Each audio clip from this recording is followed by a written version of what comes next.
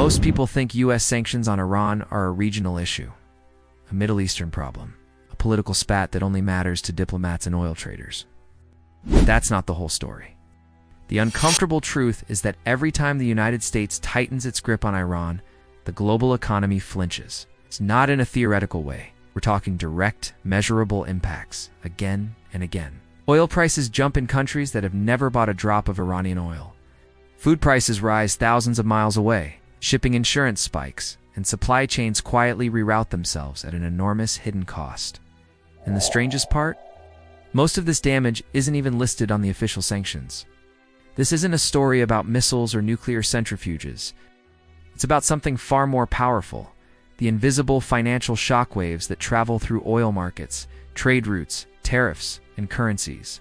These waves are reshaping the global economy in ways most of us do unnotice until it's too late.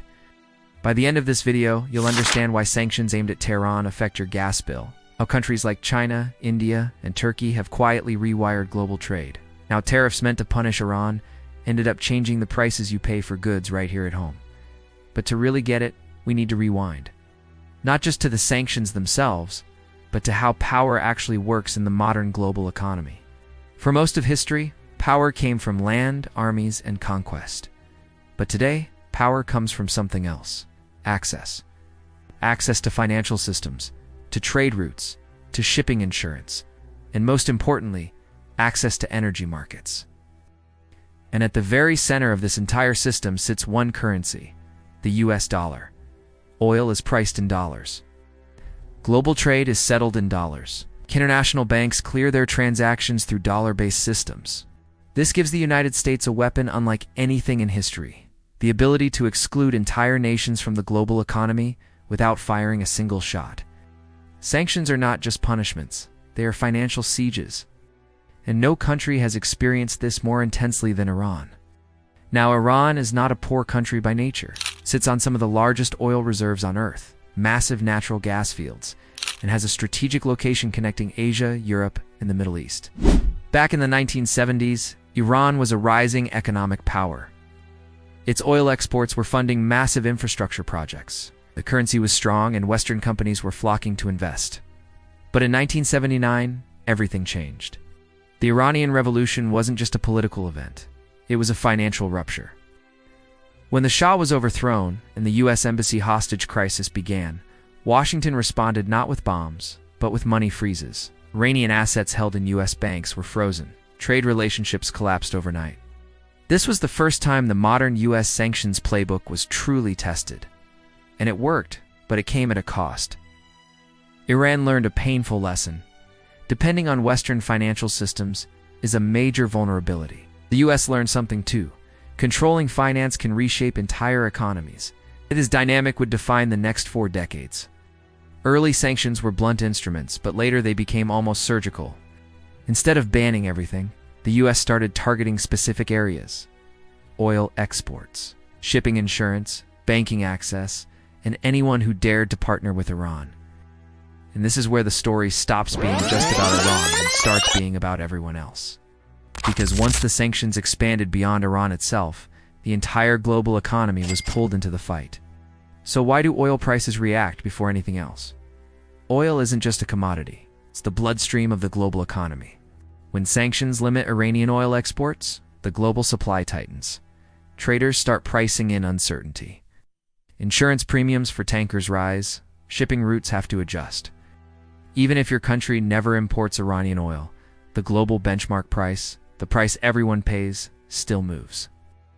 The key insight here is that oil prices don't just rise because a certain amount of oil disappears from the market.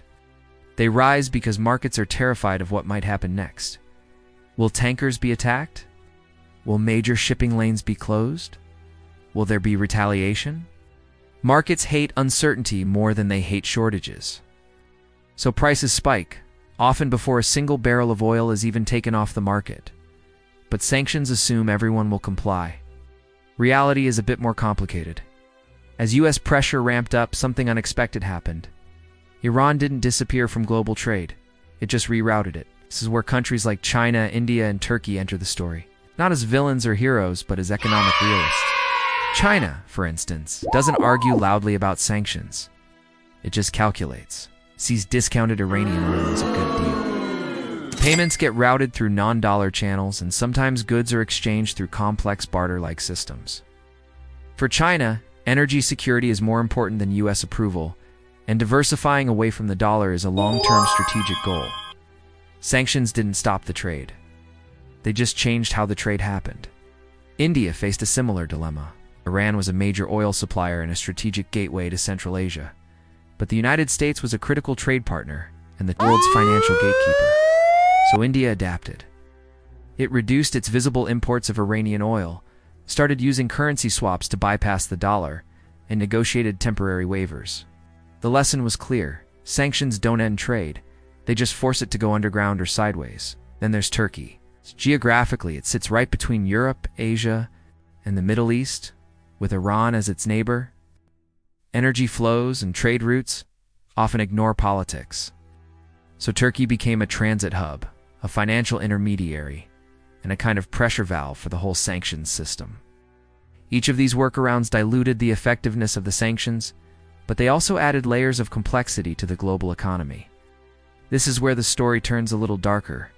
The US didn't just sanction Iran, it started to sanction anyone who did business with Iran. These are called secondary sanctions.